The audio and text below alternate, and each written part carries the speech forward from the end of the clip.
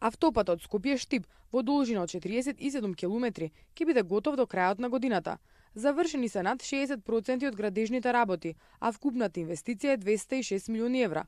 Увид во изградбата на оваа целосно нова автопатска делница изврши лидерот на ВМРО-ДПМН Никола Груевски, придружуван од министерот за транспорт и врски Владо Мисајловски. Мисајловски информираше дека пробиена е 100% од трасата, а целосно се асфалтирани 50% од автопатот. Значи може да кажеме дека 50% автопатот е асфалтиран. Да констатирам. 64% од вкупните работи е завршено, а автопатот е асфалтиран 50%. 50% асфалт. 47 километри. Целиот потек на автопат е нов автопат 47, на пола е све асфалтирано. Во тек е изградбата на првата фаза од експресниот пат Штип-Кочани во должина од 23 километри.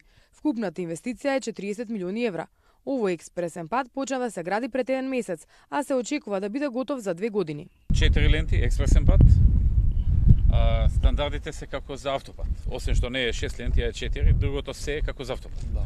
Во смисла на долници, на горници, кривини и други значајни работи. Така што се е предвидено како за автопат, освен што е 4 ленти. Колку метра е широко? 12.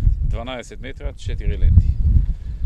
И тој ќе биде релативно прав, Да. бидејќи теренот е тука доста погоден. Активно се гради и Штипската болница, капитален објект вреден 56 милиони евра, заедно со опремата.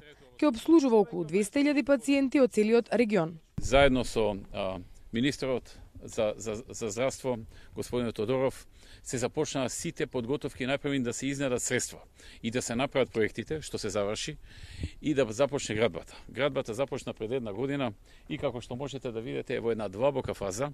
Тоа е првата фаза на градбата, поголемиот дел од градбата, која што треба да се заврши до февруари идната година, 2018, значи отприлика за 9 месеци од сега, оваа болница зад мене што сега се гради ќе биде пуштена во употреба. Груевски информираше дека освен инвестиции во патната инфраструктура се гради и водоводна мрежа.